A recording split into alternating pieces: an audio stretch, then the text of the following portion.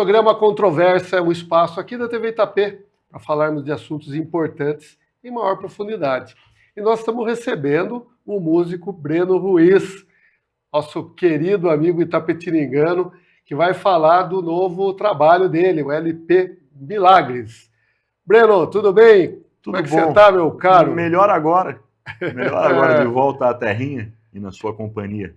Poxa vida, que legal, que legal. Faz tempo que você não vem, né? Faz muito tempo que não venho assim com esse espírito de ficar uns diazinhos assim. Pretendo fazer isso mais vezes, inclusive. Por favor, venha mais mesmo. E esse LP Long Play, Cara, que loucura, Milagres. que loucura. Conta essa história pra gente. Que loucura isso, né? Ano passado eu fiz 2 discos, um completamente independente, que se chama Pequenas Impressões sobre o Caos, e um outro disco de uma oportunidade que surgiu a partir de um convite da Biscoito Fino, que é uma gravadora do Rio, né? Talvez a maior gravadora ainda, né, dedicada a esse segmento de música, né? A gravadora que tem lá Maria Bethânia, Chico Buarque, enfim, Caetano, todos os medalhões da música brasileira. E a Biscoito fez um convite para minha parceira nesse disco, que é a Alice Passos, propondo que ela gravasse um EP. E a Alice me ligou e falou assim, cara, a Biscoito me fez um convite, eu queria gravar um EP com músicas suas. Falei, pô, vamos nessa, né? Apresentei um monte de música para ela. E daí, conforme a gente foi batendo bola, eu comecei a entender que, na verdade, porque o que é um EP? Um EP é um conjunto de poucas músicas, né? Como era um single, né? Antigamente, assim, que você gravava uma música. Um EP tem lá, são 2, 3 ou 4 músicas, é um formato pequeno. Eu falei, mas Alice, por que a Biscoito está fazendo um EP e não um disco? Ela falou, não, porque a Biscoito ela vai fazer um investimento muito pequeno, ela está oferecendo o estúdio, né? Praticamente o estúdio, a técnica, a mixagem, masterização, colocar nas plataformas digitais, mas o resto é por minha conta. Daí falei, tá bom, então você quer gravar um EP e quer produzir essas 4 faixas e a produção é por sua conta. Ela falou, é por minha conta, mas eu queria que você tocasse comigo. Falei, tá, mas então vai ser um disco seu ou vai ser um disco nosso? Vai ser um EP seu ou vai ser um EP nosso? Falou, não, vai ser um EP nosso. Falei, beleza. Falei, então por que não propor para Biscoito que a gente faça um álbum? Se a gente pensar num álbum de piano e voz, e a Biscoito está cedendo lá 2 ou 3 dias de estúdio, em 2 dias a gente faz um disco, né, com 12 músicas. E daí a Alice propôs para a Biscoito topou e a gente fez o disco. E foram acontecendo coisas muito legais, assim, como, por exemplo, a gente tem uma participação do Edu Lobo no disco, cantando um repertório meu. Todo o repertório do disco é meu em parceria com Paulo César Pinheiro, e o Edu topou participar. Aliás, foi uma das coisas mais bonitas assim que eu já vivi na minha vida profissional. Eu tenho hoje muita preguiça de escrever música no papel, né? De escrever partitura e tal. E quando o Edu, que é um senhor de 80 anos, né? Hoje, todos eles estão na faixa dos 80, o Edu, 80 anos. E o Edu topou participar e falou assim, olha, para eu participar, eu queria ter a partitura na minha mão, porque eu gosto de ouvir música lendo. E eu estava hospedado num Airbnb no Rio, que não tinha piano, não tinha nada, recorri assim a todos os meus recursos de quando estudava música, né, que há muito tempo eu não ponho em prática, canetei uma partitura sem revisar e rezando para estar tudo certo, assim. Eu falei, pô, não quero perder essa oportunidade, né, com a bola na cara do gol, só falta eu chutar pro gol, eu não quero chutar fora, né, não quero marcar gol contra, não quero nada. Então, rezei para dar certo, mandei a partitura, ele topou fazer, tudo certo. A gente marcou a gravação do Edu para dali 15 dias, eu volto para o Rio. Quando eu chego no estúdio da gravadora, eu chego junto com o Edu praticamente no estúdio, a Alice ainda não tinha chegado, as outras pessoas ainda não tinham chegado no estúdio, e o Edu abre a bolsa dele, a valise dele assim, e tira uma partitura da minha música escrita à mão por ele. Falei, caraca, eu tenho um copista de luxo, posso dizer, eu vou botar essa partitura na minha parede, assim. que dá um trabalho do cão. E ele, para estudar a música, assim, ele foi lá, fez a cópia, escreveu à mão para conhecer as minúcias da melodia, assim, achei de um respeito descomunal, e acho que esse é um dos troféus que eu vou carregar pro resto da minha vida, né? Essa partitura feita por ele. Muito bem, lançamos o disco, e esse disco começou a trazer umas alegrias surpreendentes. Só que quando a gente lançou o disco, falar em lançar disco hoje, é você subir o disco para as plataformas digitais e começar a disputar a concorrência da audiência que o algoritmo distribui, né? Então é assim uma loucura, mas é esse o jogo e a gente faz o jogo. O disco subiu para as plataformas e a gente começou a receber depoimentos dos nossos pares, mas que para mim são meus ídolos. Ídolos é ótimo, né? Me senti o Alberto Roberto, aquele personagem do Chico Anísio. Né? Então, de repente, chega um depoimento do Egberto Gismonti, que é um cara que eu nunca imaginei, assim, que fosse parar e ouvir minha música, e recebo, assim, um áudio, né, enviado para Alice, de 12 minutos, com o Egberto entoando loas ao nosso disco, entoando loas à minha música, ao meu pianismo, a Alice também. Daqui a pouco chega um depoimento da Leila Pinheiro, daqui a pouco chega um depoimento da Joyce, um depoimento do Ginga, um depoimento do próprio Edu, e de repente chega um depoimento do Chico Buarque, né, falando muito bem do disco, falando do material composicional, falando do trabalho da Alice também. Então a gente começou a receber essas coisas que pra gente, tem gente que faz música pleiteando Grammy, ou tem gente que faz música pleiteando uma fatia muito grande do mercado para ganhar muito dinheiro e ficar podre rico. Para mim, fazer música, ganhar dinheiro é muito bom. Eu quero poder trabalhar sempre com muita dignidade e pagar minhas contas com conforto, né? Sempre fiz música pensando nisso, mas o principal, eu acho, é a minha realização no ofício. Então, e essa realização no ofício, para mim, ela não vem de um troféu institucional, de um troféu que representa o mercado, ainda que seja muito importante. Eu estou falando do Grammy. Para mim, o meu Grammy é ter um depoimento do Chico falando um negócio desse. Para mim, o meu Grammy é, de repente, eu receber uma fotografia da Dulce Pontes, que é uma pessoa que gravou um disco com Ennio Morricone, do outro lado do Atlântico, falando: ouvi teu disco, viajo por toda a Europa ouvindo tua música. Isso, para mim, é o meu Grammy. E essas coisas têm acontecido. E a gente começou a tocar, né? Assim, eu acho que quem faz música hoje e quem, principalmente, assim, eu acho, aqui em Itapetininga a gente tem vários amigos, né, que em vários momentos tentaram ou não uma carreira artística no sentido de ter uma exposição, né, sei lá, por exemplo, Renato e Vicky, né, assim, de uma outra época, de um outro período, mesmo a Kátia e o Bob, que ainda estão aqui, e que de repente com redes sociais e tudo mais, as coisas começam a se articular, mas a música começou a sair de Itapetininga, sair dos interiores, e estou dando esse exemplo porque é o meu exemplo local. Mas, por outro lado, tem a música do Teodoro, né? Nagô, que é um cara que estava aqui, é daqui e que foi para São Paulo, assim como eu, tentar um caminho de botar o pé na estrada, né? Quem faz esse caminho de botar o pé na estrada e de bancar ficar fora de casa, sabe o quanto formar plateia, formar público, exige mais do que a articulação somente em redes sociais. E a gente começou a trabalhar esse disco. Eu disse que eu lancei 2 discos, botei 2 discos, quase com um mês de diferença, né, nas plataformas digitais ano passado, mas eu decidi que eu queria trabalhar o Milagres, porque é um disco de piano e voz, não é um disco que depende da agenda de outros músicos para trabalhar, somos eu e a Alice Passos, que é uma grande cantora. E daí a gente chegava nos shows, né, conforme a gente ia tocando, sempre tem aquele negócio, assim, ainda tem, a música que eu faço ainda pega uma fatia, né, de ouvintes, uma fatia de escutadores de música, né, uma audiência que ainda consome CD físico, né, que ainda consome a mídia física, né. E tinha aquele negócio, vocês vão prensar o disco? Tem tiragem, a gente quer o disco material. E eu confesso que para mim, enquanto compositor, enquanto alguém que está fazendo música, a mídia física é uma coisa que faz muita diferença. Porque não só pela possibilidade de você vender num show, mas a materialidade que o trabalho ganha, né?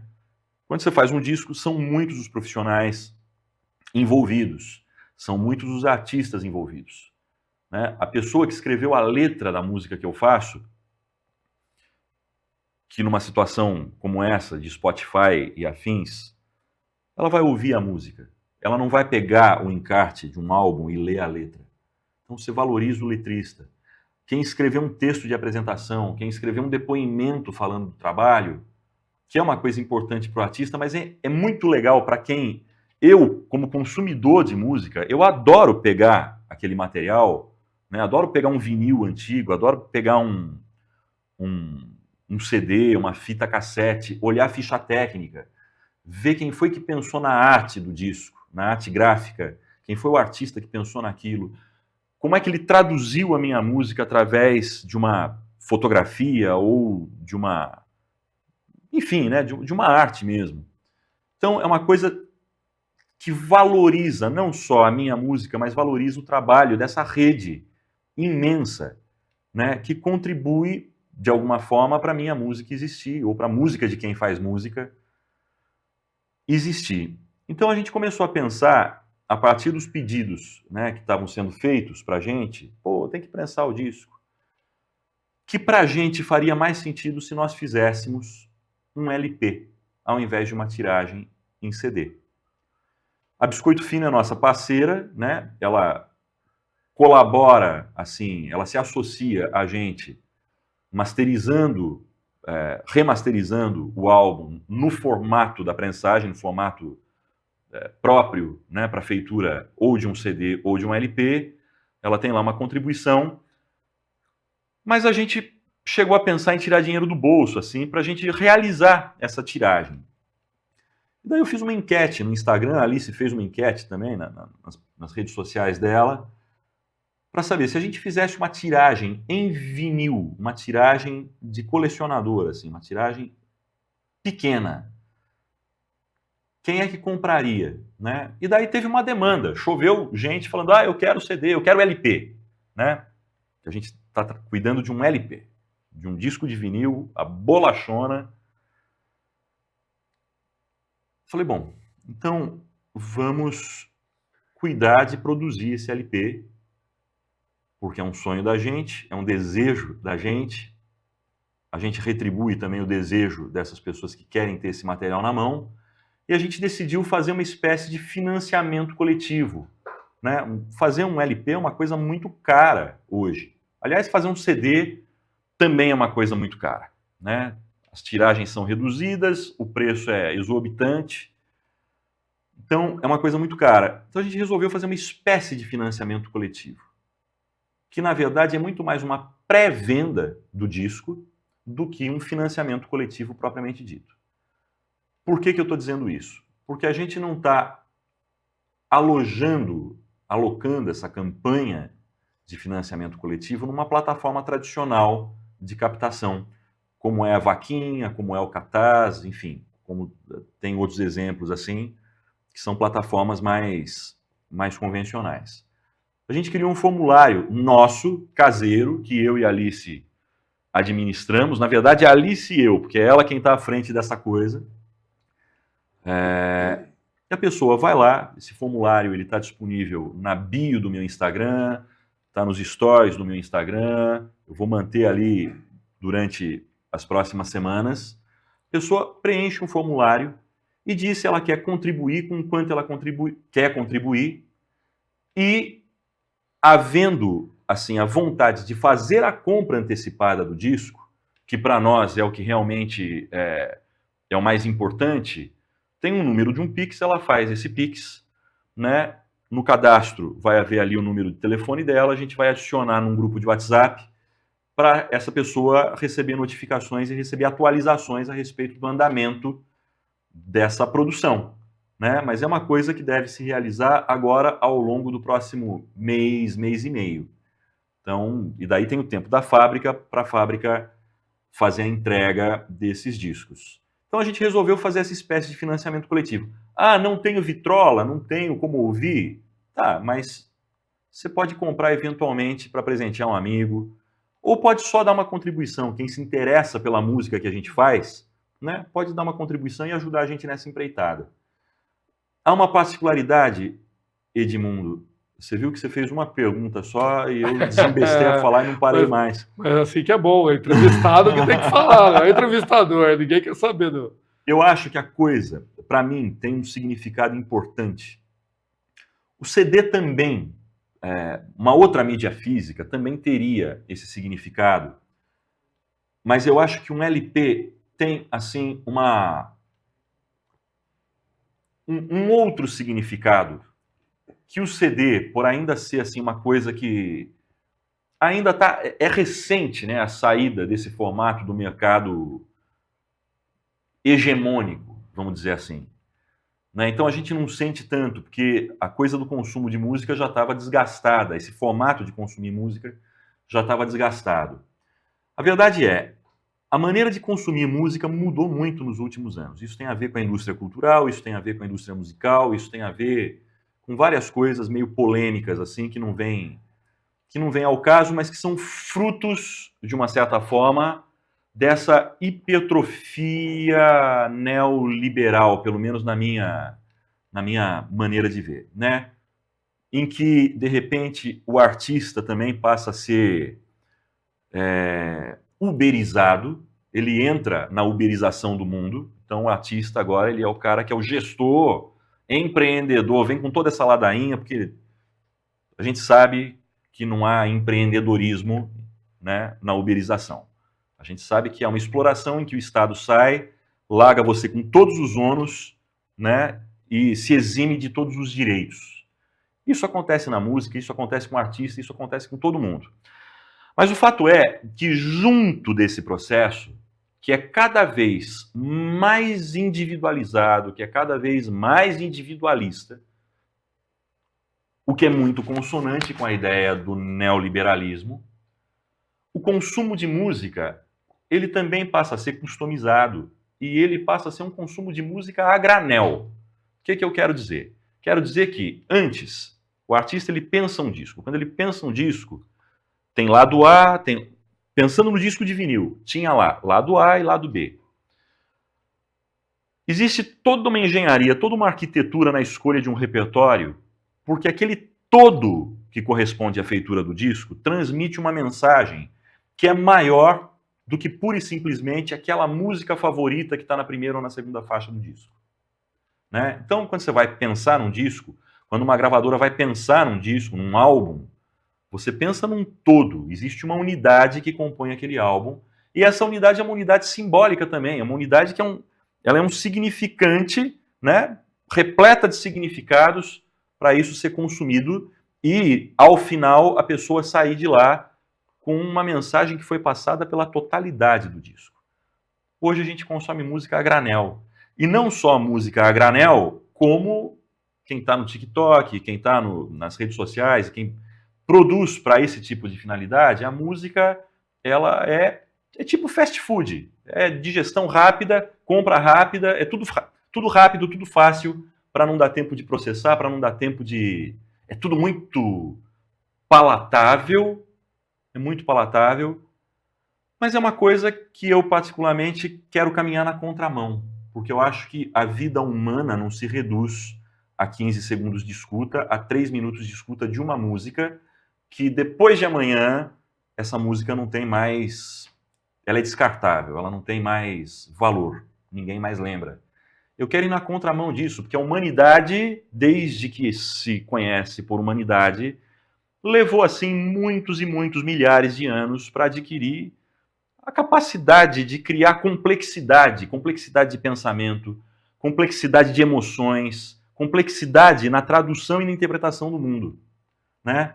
Então, eu acredito muito que esse tipo de consumo hoje, em rede social, não estou falando contra, não estou falando que eu seja contra essa forma de consumo, muito pelo contrário, eu acho que é um instrumento muito legal, mas o problema é que a hipertrofia disso começa a interferir em processos que a gente levou muitos anos para adquirir e que, de repente, em questão de 5 anos, a gente começa a perder. Um exemplo disso é muito simples, né? Antigamente, nos primórdios da internet, você tinha lá o telefone que funcionava só para aquilo, era assim, não sei quanto tempo para você conseguir mandar um e-mail, né? Hoje, se você em 3 segundos o telefone não atualiza, o smartphone não atualiza, a gente já está aflito, ansioso, né? O consumo de música passa por aí. Eu acho que ter uma mídia como o vinil, como um disco de vinil, ela resgata uma coisa muito importante, que são ritos de convívio social, ritos de escuta, mas não só de escuta, são ritos de partilha. Pô, eu gosto, sei lá, do Pink Floyd. Eu sou um aficionado. O Pink Floyd vai lançar um disco novo. Um disco é um privilégio, né? Era um privilégio. Também não é todo mundo que acessava o disco, mas ainda havia rádio que fazia um papel muito legal e que cada vez mais também segue fazendo o jogo do mercado. Mas alguém ia lá e comprava um disco. Você comprava o disco, chamava seus amigos para virem para tua casa, você tomava um negócio, tomava um café, botava o disco, todo mundo metia a bunda na cadeira e ia ouvir música. E ao final da audição, tinha a experiência de troca entre as pessoas que estavam ouvindo. Né? Ou de repente, aquele negócio, pô, você comprou um disco que eu não tenho dinheiro para comprar, me empresta seu disco, eu vou fazer uma cópia em casa. A valorização da escuta, a valorização, ela passa por outros vieses, né, por outras teias, por outras tramas, que tem a ver com o meu encontro com outro ser humano, tem a ver com a porosidade para eu poder discutir. Pô, eu gostei daquela música. Você vai falar, não, eu não gostei. E a gente podia fazer uma troca num lugar em que a diferença era possível. Então, hoje, as diferenças não dialogam mais. Quanto mais eu customizo minha identidade, menos eu quero dialogar com o outro. Então, um disco de vinil, especialmente, que é uma coisa mais cara do que um CD, eu tenho a impressão que ele vem com essa aura, não de resgate de um tipo de escuta, porque eu não tenho pretensão de resgatar, mas eu acho que ela tem uma aura, uma remissão afetiva a um tempo que ainda é possível. Para você botar uma coisa na vitrola, que é uma obra de arte, não estou falando do meu disco, necessariamente, pode ser disco de qualquer outra pessoa, mas botar e parar um tempo do seu dia ou da sua semana para usufruir daquele momento de prazer, para usufruir daquele momento de escuta, para usufruir de uma partilha com a família, de usufruir de uma partilha que vira um assunto com os amigos. Do mesmo jeito que ainda é um livro. Eu tenho a possibilidade de ler um livro na tela. Né? Tem um monte de aparato para a gente ler na tela, um e-book. Mas um livro é uma coisa que você compra e você pode presentear um amigo. Um disco é uma coisa que você compra, você pode presentear um amigo.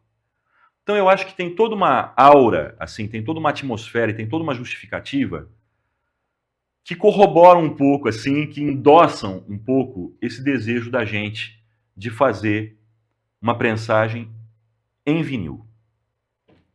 É isso. É o que passou pela minha cabeça aqui, passa pela minha cabeça, passa pela cabeça da Alice e passa pela cabeça de muitos colegas, né, que se empenham, que investem, de uma certa forma, nesse tipo de formato. Muito bem. E é interessante essa contramão, né, dos algoritmos das plataformas, né, que, inclusive, deixa de lado toda essa qualidade que a gente conhece da nossa música, quando você fala do Chico Buarque, do seu trabalho, e da MPB mais consagrada, né? Hoje a gente tem uma dificuldade de encontrar essa arte que permanece, né? Então tudo é muito efêmero, muito volátil, né? E eu queria que você falasse um pouquinho, né, desse desafio de fazer essa arte hoje, de continuar mantendo, né, esse processo artístico, né? Quando você fala do vinil, da forma que você colocou, a gente pensa, né, que a pessoa tem que parar ali para colocar o vinil, para escutar, que é uma coisa que também não acontece na sociedade hoje, porque as pessoas estão no Spotify, estão sempre em movimento e não estão degustando aquela obra de arte, aquela música, né? Sentindo aquela letra, aquela musicalidade que é feita por um artista. Então, eu queria que você falasse um pouquinho desse desafio hoje, né? De fazer a arte, especialmente a música. É um desafio. A palavra é essa aí, é um desafio. Eu acho que aquilo, falando dentro do meu segmento, né? Há um crítico de música lá no Rio de Janeiro, que é o Hugo Sukman, que é um cara, assim, ele é um profundo conhecedor da história da música brasileira, tem muitos livros publicados a respeito disso, tem inclusive um livro publicado mais recentemente contando a história da Som Livre, que a Som Livre era a gravadora da Globo, né? E como a Globo, de uma certa forma, e a Som Livre foram modelando e retroalimentando, e sendo retroalimentada pela escuta e por um segmento musical ao longo do tempo, desde quando ela foi fundada até mais recentemente. E o Hugo, ele coloca uma questão que eu acho muito interessante, dizendo que esses artistas, né, da MPB, eles são a existência desses artistas como tal, pessoas, um Caetano Veloso, uma Maria Bethânia, né, com esse público absurdo que eles têm, né, de lotar estádio, de fazer show em estádio e lotar com muita antecipação, o que é uma coisa muito boa. Mas, analisando a história da música brasileira, o que aconteceu em termos de carreira, impulsionado pela indústria fonográfica, é uma espécie de anomalia dentro do contexto mais amplo. Se você pega, por exemplo, vamos pegar a primeira pessoa que fez muito sucesso internacional, Dorival Caymmi, que era um popstar dos anos 30, 40, no Brasil. Ele já era uma espécie de anomalia, né? Porque as pessoas que acompanhavam, sei lá, o Ari Barroso. O Ari Barroso era apresentador de programa de TV, era maestro de TV, era assalariado. Ele não era um compositor, apesar da Aquarela do Brasil ser uma das músicas mais gravadas, etc, etc, né? A fonte de renda não vinha da carreira do palco necessariamente, né? Não era a fama, não era. Então houve essa espécie de anomalia, né? Que sofreu uma intervenção da indústria, é um produto da indústria. A indústria se modificou. Eu não posso desejar ter a carreira do Caetano Veloso, mas eu também não quero ter a carreira da Anitta. Né? Eu quero encontrar uma fatia dentro do mercado. Isso o mundo de hoje oferece. Dentro do mercado para eu trabalhar com dignidade, né?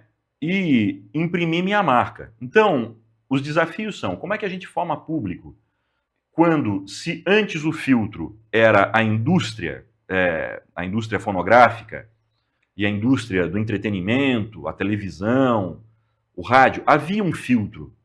Havia um cara falando isso entra, isso não entra. E com esse filtro, muitas anomalias também. Havia o jabá. Hoje, nesse processo uberizado, né, que é assim, a radicalização do neoliberalismo, com esses novos filtros, a gente vira refém do algoritmo. E o consumidor acha passivamente que ele está exposto a uma coisa muito boa e muito democrática de consumir música, de consumir filme, de consumir arte, de consumir o que quer, de consumir conhecimento, de consumir produção de conhecimento. Só que essa produção de conhecimento é recortada e ela é enviesada por um interesse de produção de riqueza, né? E a gente tá da pessoa que faz a feira na rua, a pessoa que faz, sei lá, que vai pensar uma nova tecnologia dentro de um grande laboratório que está disputando interesses, né, muito grandes. A gente é regido pelo mesmo sistema, né? Então, eu não vou ser ingênuo de negar a utilidade e negar uma coisa que está instituída. Plataforma digital existe, redes sociais existem, algoritmo existe. Eu acho que a gente vive um momento interessantíssimo em que a humanidade como um todo, eu particularmente acho que a gente está passando por uma fase de transição, assim, transição nos modos de consumo, transição do modo econômico, enfim, né? Eu tô ampliando muito aqui o leque do que me passa pela cabeça na hora de te responder. Mas, para mim, eu acho que uma das coisas mais interessantes eu sei, por exemplo, eu sou um cara daqui de Itapetininga, eu fui criado numa periferia de Itapetininga, né? Itapetininga comportava um circuito que era, há anos atrás, havia um estigma, né, de ser o ramal da fome, esse trecho do estado de São Paulo, um trecho do Paraná, né, tem a história do ramal da fome, né, a coisa do trem, assim. Tem um porquê, não é que as pessoas daqui passavam fome, mas tem um símbolo nessa história aí também que eu acho muito interessante. Apesar da minha criação ter sido num bairro de periferia, numa cidade de interior, hoje eu olho para Itapetininga e eu vejo que Itapetininga sofreu um progresso no setor econômico que é visível. Eu não sei se o progresso no setor cultural acompanha. O alimento para o corpo tem, e o alimento para a alma? Eu não sei se acompanha. Tem o SESI, que eu acho uma coisa maravilhosa. Tem a atividade de muitos artistas amigos que estão aqui, que é maravilhoso, mas é marginal. É uma, não sei se dá para chamar, é uma economia marginal. Ainda está nas margens de uma coisa que é muito maior, né? E muito mais interessante, muito legal. Tem uma faculdade de medicina aqui, é isso? Sim. Incrível. Mas isso tem a ver com economia, isso tem a ver com um monte de coisa, com produção de mão de obra. Mas cadê a filosofia? Cadê as coisas que são do ócio, que são inúteis, mas que não são inúteis? São as coisas que cuidam da sobrevivência de uma parte da vida humana que a gente tem negligenciado nos últimos tempos. Voltando para a sua resposta, porque eu já tergiversei muito.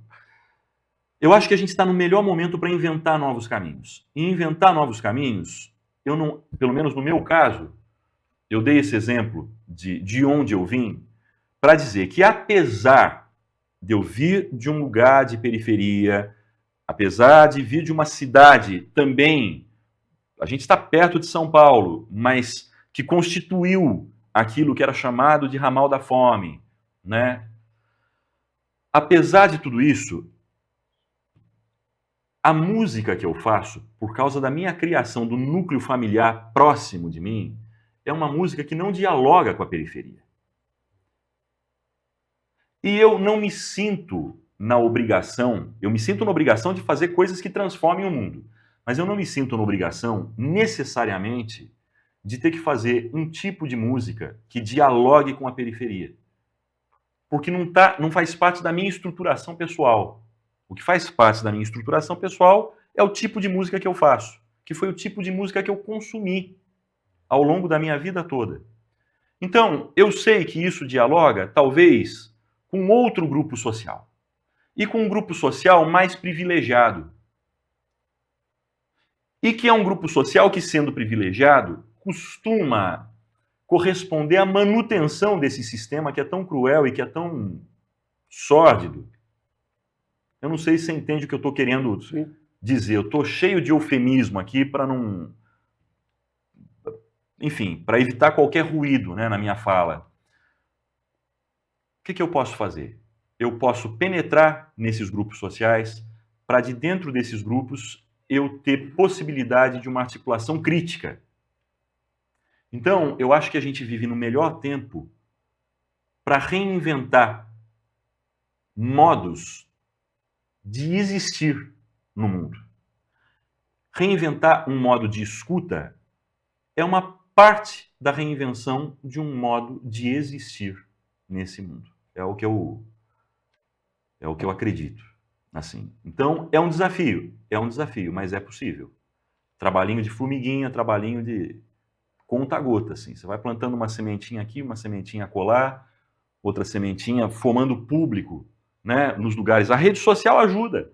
De novo, não tô demonizando a rede social. Só que eu não sou uma pessoa que está pleiteando ou que tem a ilusão de que eu vou viralizar e de hoje para amanhã eu vou ter 2 milhões de seguidores e eu vou querer bater minhas métricas com as métricas da Anitta, da sei lá quem. Não. Eu quero ter o respeito dos meus pares, que isso eu já tenho, felizmente, mas quero acessar uma fatia de um público em que eu possa trabalhar, né? Eu estou a serviço da canção, a serviço desse público também, né, oferecendo essa música, e ao mesmo tempo, de pouquinho em pouquinho, dando passos no sentido de ter um olhar crítico. E sempre que eu posso falar a respeito disso, como agora, eu falar disso para chamar a atenção. Espera aí, vamos botar o pé no breque um pouquinho, porque a gente está sendo atropelado por um trator violento, que no fundo tira da gente a coisa mais importante que a gente tem, que é o nosso traço humano, né? A maneira como a gente vive hoje, como a gente convive, parece que cada vez mais, cada dia mais, tolhe da gente uma capacidade humana de escutar o outro, de aprender, de falar, de consumir o que quer que seja. Pode ser consumir comida, pode ser consumir roupa, pode ser consumir tecnologia, pode ser consumir qualquer coisa. Não sou contra nada dessas coisas, mas se a gente não tem essa crítica, e não tem essa crítica também, no meu caso, no desenrolar da carreira, eu vou ser tragado pela carreira e vou morrer frustrado, né? Enfim, Muito bem. eu acho que os desafios são esses, olhar para a realidade e conviver com ela. Muito bem. E, Breno, a gente falando aí de tecnologia, vou pegar esse gancho aí, no seu processo de criação artística, você tem visto alguma possibilidade de usar as diversas novas tecnologias, ou você ainda acredita e prefere esse modelo de criação e produção que você sempre realizou da sua música? Eu não sei se eu entendi sua pergunta. Hoje tem muitos novos recursos de tecnologia para fazer música, inclusive até numa escala, exatamente, até para, vamos dizer assim, tornar isso uma escala mais abrangente aí e produzir mais, né? Porém, o seu processo é um processo... de novo, olha o que você está falando. Você está falando de modo de produção. Exatamente. A gente está falando de capitalismo, está falando de neoliberalismo. A mim não interessa. A mim não interessa. Mas eu não sou conservador. Eu não vou falar que, não, a inteligência artificial... porque... Em última instância, eu tenho um pensamento muito amplo, assim, porque eu não acho que exista qualquer coisa que seja artificial, só porque foi feita pela mão humana e depois isso virou um computador que, de certa forma, se pensa, né? Eu acompanho muito as discussões, assim, em ciência, né, a respeito de inteligência artificial e a possibilidade dessa inteligência artificial se transformar, inclusive, numa consciência artificial. Até fazendo um recorte da pergunta, até que ponto a inteligência artificial pode ser bem utilizada para arte? Essa também ela pode ser muito bem. Ela pode ser muito bem utilizada para arte, mas em última instância, ela não tem fora e dentro, não tem só porque de repente. O que eu quero dizer é que, por mais artificial que seja, ainda está dentro de um contexto da nossa natureza. Ainda que seja uma natureza de uma natureza mais ampla, de um sentido mais amplo. Eu quero falar de natureza num sentido mais amplo, né? Então, primeiro que não me assusta. Segundo, que para o tipo de música que eu faço, eu prefiro seguir do mesmo jeito que eu venho trabalhando. Agora, ela é um aliado, uma grande aliada, assim, para muitas outras coisas. Se eu fosse trabalhar com ciência, o tempo que uma inteligência artificial leva para produzir para produzir alguns cálculos que levariam muitos e muitos anos para um cérebro produzir, ela vai lá e produz com uma qualidade excelente, que também não é desprovida de erro, né? Mas isso acelera a coisa. Eu acho que tem duas discussões. Eu acho que é uma discussão do campo da ética. Pode ser usada para contribuir com a arte? Pode. Pode. O pessoal da música erudita, o pessoal da eletroacústica, o pessoal que estava estudando, sei lá, esses caras vão ter possibilidades de pesquisa infinitas com a IA. Infinitas. E eu acho incrível. Eu não acho que ela... Ops. Eu não acho que isso venha... Cara, é um instrumento. Como tudo que a humanidade inventou, é um instrumento. Agora, a ética para o uso desse instrumento, a legislação, que isso é outra coisa, a regulamentação para se usar certos instrumentos, aí é que são elas. Isso precisa ser muito bem pensado para evitar problemas. Agora, o tipo de música que eu faço, eu não dependo de uma IA. Não dependo. Perfeito. Não me interessa. Tem uma coisa, vou tentar fazer um traçado breve aqui. Prometo não me estender. Já me estendi demais, né? Eu penso assim, quanto tempo na história da humanidade o ser humano levou para adquirir linguagem? Linguagem é uma coisa... A linguagem, como a que a gente conhece, né, como essa que a gente pratica, as múltiplas linguagens que a gente pratica, o ser humano precisou de muito tempo ao longo da evolução da espécie para adquirir linguagem. E a linguagem é o que torna possível a existência humana. É o que tira a gente do lugar da barbárie, que tira a gente do lugar primitivo e coloca a gente no lugar de aceite de um pacto civilizatório. Eu abro mão da violência para produzir cultura. Eu abro mão, quer dizer, muito genericamente falando, né? Para produzir cultura, para produzir ciência. Eu abro mão da porção animal que existe em mim para produzir, ao longo de milhares e milhares de anos, para produzir cultura. Ou seja, para eu me humanizar, para a gente se humanizar. A música é uma linguagem. A música é uma linguagem. Eu não me lembro que povoado na Grécia Antiga, que era muito violento, muito, muito guerreiro, muito...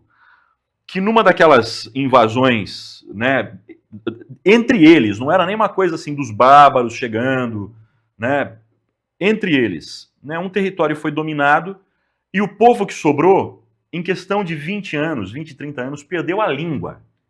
Bicho, imagina você esquecer como é a sua língua. Imagina você esquecer como é a sua escrita. Uma coisa que você levou milhares de anos para adquirir. Isso é voltar para um lugar muito primitivo. Muito primitivo. Isso é uma coisa que me assusta um pouco dentro desse contexto atual, porque eu estou achando, a gente está perdendo, por exemplo, a capacidade de metaforização, a capacidade de poetizar as coisas. Ah, mas a poesia é inútil. Não estou falando disso, ela é muito mais útil se eu estou perdendo a capacidade de interpretar texto. Eu estou literalizando cada vez mais as coisas. Vai chegar um ponto que, de repente, eu pego uma caneca e eu falo assim, putz, a asa da minha caneca quebrou. Daí você vai virar para mim e falar assim, não, mas caneca não tem asa. Porque asa é de passarinho, não é de caneca. Se você acompanhar a discussão em rede social, você vai ver que todos os atritos políticos que a gente teve nos últimos anos, falta interpretação de texto. Mais do que interpretação de texto, a gente está olhando para o mundo com muito pragmatismo e com muita literalidade. A gente está perdendo uma capacidade de pensamento complexo que filogeneticamente levou muito tempo para a gente adquirir. O que eu penso como compositor? O que me interessa? Dei essa baita volta para falar... Eu falo muita groselha, desculpe. Se alguém depois quiser vir na minha rede social falar que eu estou falando groselha ou me procurar, que fale. Mas que fale por favor, inclusive, né? Porque eu acho que isso amplifica também o meu pensamento. A divergência. Perco a capacidade de divergir, de sustentar a divergência. Se você diverge de mim, você vira meu inimigo. Meu Deus, a gente está voltando para um lugar pré-civilizatório, né? Ok, que me interessa hoje com a música? Interessa que a música que eu faço, e que a música que outros parceiros fazem, que muitos contemporâneos ainda fazem, é uma linguagem. É uma linguagem. E como tal, ela levou muito tempo para chegar num lugar e para ganhar, para ela se evoluir. E quando eu falo em evolução, eu não estou falando de status, de hierarquia. Eu não estou falando que essa música é melhor do que outras. Estou falando que ela é tão digna e que ela tem um espaço tão digno quanto de outras linguagens. Só que, de repente, a gente começa a perder a capacidade de articular esta linguagem. Então, falando da minha música, especialmente, depois disso que eu falei, o que me interessa como compositor? Me interessa consolidar uma obra. Eu não quero ficar produzindo Sim. para chegar... Eu não quero ser um artista fordiano, fordista. Eu não quero. Eu quero produzir o pouco que eu tenho. Paulo Vanzolini era um compositor que tinha 100 músicas. Pouco mais de 100 músicas. A obra do Dorival Caymmi é uma obra pequena, mas olha quanto tempo ela dura e quanto tempo ela transmite afeto. Perfeito. Quanto tempo ela transmite afeto. Então, para mim, por isso que eu falo, a IA não me interessa para produção, porque eu não quero produzir em larga escala. Eu quero consolidar meu repertório. E talvez a IA possa, inclusive, me ajudar a consolidar esse repertório. Perfeito, perfeito. O nosso tempo está acabando já, esse papo gostoso aqui, mas antes de encerrar, eu queria pedir para o Breno contar direitinho do LP Milagres, que a gente acabou não falando, né? Da ideia do seu LP, e para a gente reforçar também a questão dos 250 LPs. Então, a gente vai fazer uma tiragem limitadíssima, né? São 250 cópias, portanto, quem chegar, chegou, senão vai virar... Enfim, de uma certa forma, um LP, um vinil, mesmo que ele seja novo, ele já é, de uma certa forma, artigo de colecionador, né? Então, de uma certa forma, ele está restrito, mas não é um valor excessivo. Ainda tem LP no mercado, você vai pagar R$1.000, R$1.500, R$2.000, às vezes muito mais, pensando... Ainda mais no caso de uma edição limitada, né? Exatamente. Então, nesse caso, a gente vai fazer 250 cópias e a gente abriu uma campanha de pré-venda / financiamento em que a gente não oferece outra contrapartida que não o disco. Então, se a pessoa quiser contribuir com R$20, ou porque é meu amigo, ou porque é amigo da Alice, ou porque gosta de mim, ou porque, sabe, pô, esse cara é de Tapetininga, que legal, vamos lá, vamos dar uma força, né? Vamos lá, de novo, eu estou dentro do mesmo esquema de todo mundo, do mesmo esquema neoliberal de todo mundo, e eu preciso pagar contas e viver, né? Sobreviver, mas eu quero viver. Então, a gente está fazendo essa campanha. Eu tenho no meu Instagram, no meu Facebook, um linkzinho, né, para você preencher um formulário, para a pessoa interessada preencher um formulário. Há um número de um Pix, que é o Pix da minha parceira, né, de disco, Alice Passos, Alice Perdigão Passos, grandíssima cantora, minha irmã, e a pessoa vai lá, preenche o formulário, diz como ela quer contribuir, se ela só quer contribuir, ou se ela quer fazer a compra antecipada. E para quem for fazer a compra antecipada, vai pagar R$200. A gente vai, que é esse o preço para este momento, porque depois, quem comprou antecipado vai pagar esse preço. As pessoas que deixarem para comprar depois o resto das cópias, muito possivelmente vão pagar um pouco mais caro, né? Que o material realmente é bem restrito. E a gente está fazendo essa campanha e tem gente, sei lá, de Manaus que está comprando, tem gente de outros cantos do Brasil e alguns de fora do país, assim, que curtem nossa música, que estão se inteirando disso. Então faz a compra, preenche o formulário, lá vai ter um número de telefone para a pessoa preencher, e uma vez feito isso, a gente vai adicionar essa pessoa que comprou o disco a um grupo de WhatsApp para ela ter as atualizações de quando o disco estiver pronto, quando der o tempo da fábrica fazer a entrega, para a gente poder repassar, então, esses discos comprados para cada um dos nossos ouvintes. Muito bem, o melhor de tudo é que está indo nessa contramão aí, né, até de tudo que você falou, da sua obra, do jeito que você pensa a arte e a música, né? Esses 250 estão fora desses algoritmos aí das plataformas, né? E isso é muito legal, né? É praticamente uma manutenção aí daquela arte que a gente gosta tanto. Eu quero agradecer e deixar você à vontade aí para você fazer suas considerações Na finais, verdade, meu caro eu Breno. é que agradeço muito, Edmundo. Eu queria encontrar, toda vez que eu venho para cá, eu sempre venho com muita pressa, assim, né? Porque eu venho para ver minha tia, até ano passado vinha para ver minha mãe, né, que faleceu, e sempre fico com muita vontade de rever todos os amigos, assim, né? Os amigos da música, os amigos de fora da música, Dona Angelina Hungria, seu Roberto, o Roberto Lara, a Kátia Baroni, Zé Guito, né? Todo mundo, assim, todos os amigos da música, de fora da música, as pessoas com quem eu estudei. Esse final de semana eu vim para Lambari, para uma coisa que fazia muito tempo que eu não fazia, que era vir fazer uma visita para o Rafael Alteri, para o Garga, em caráter de visita, né? Não em caráter de trabalho, porque sempre que eu venho para gravar alguma coisa e volto correndo para São Paulo. Dessa vez eu vim, assim, para dar um abraço nele, passar um fim de semana, e eu queria ter me estendido, porque eu tinha um compromisso aqui em Itapetininga. Falei assim, vou aproveitar o final de semana, já fico durante a semana toda. Acabou que eu precisei voltar para São Paulo no domingo, daí vim ontem para cá, fazendo esse bate-volta, mas quero voltar com mais tempo para reencontrar as pessoas, Fuadinho, todo mundo, assim. E quero agradecer muito, né? Então, quem ouviu, me ouviu falando groselha, me ouviu falando esse monte de coisas. E assim, quem não conhece meu trabalho, peço que me siga nas redes sociais, @RuizBreno, né? Facebook também, embora Facebook eu use menos. O link para pré-venda do disco está na minha bio no Instagram, está nos stories do Instagram, vou manter isso durante as próximas semanas. Assim, e dizer que eu amo essa cidade e que em todo lugar, assim, por onde eu passo, a cidade não sai de mim, né? Então eu levo a cidade junto de mim, eu levo os amores que eu tenho aqui junto de mim e junto comigo, e é isso.